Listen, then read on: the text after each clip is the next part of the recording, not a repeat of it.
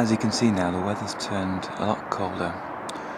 This Melanthus major has suffered a minus 1.8 and a minus 0.6 in the last week. It's come a lot colder after a very mild November. It's time to protect this for winter.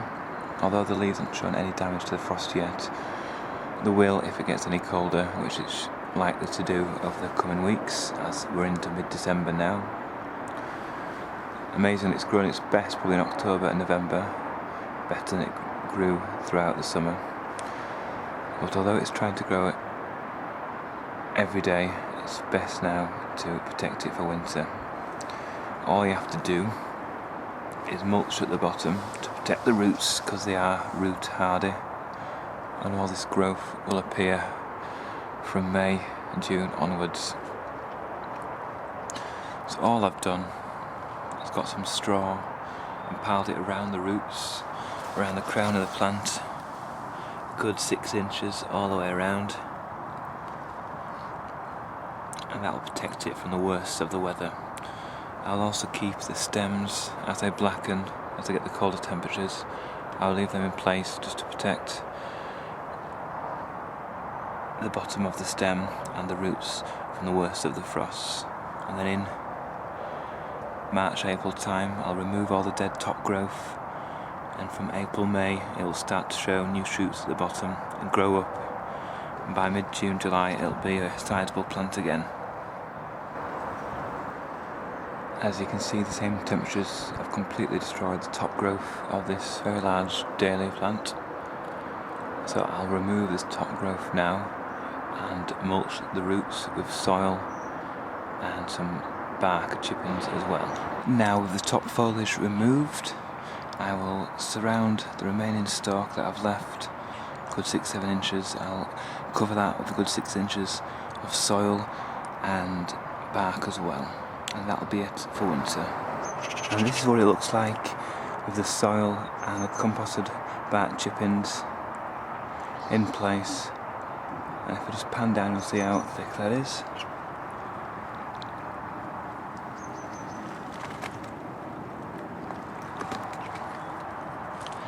And that should protect the dahlia tubers from the worst of the winter weather.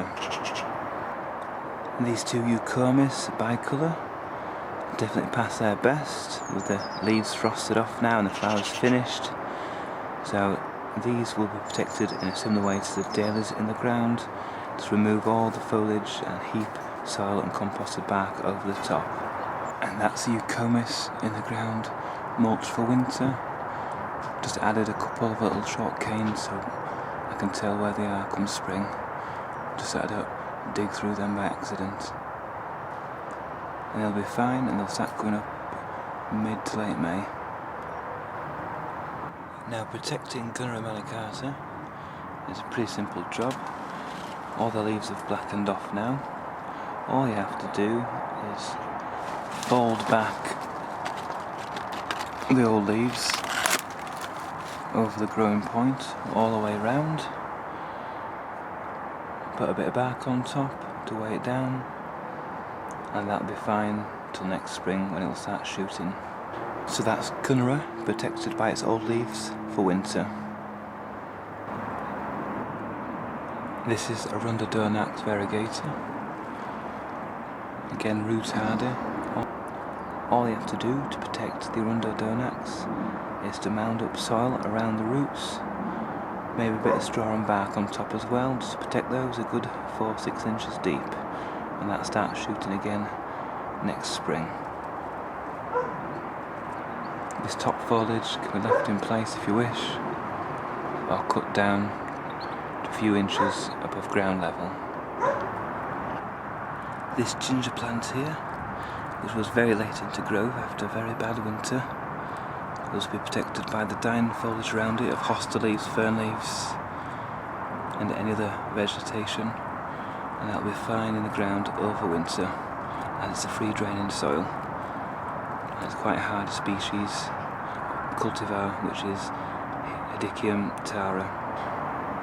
Frost tender bulbs, such as this eucomis bicolour, that are grown in pots, should be kept frost free in winter.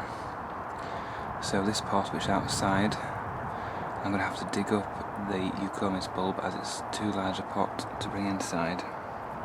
If you grow them in smaller pots, just bring them inside and just leave them to die down and they'll be fine all winter.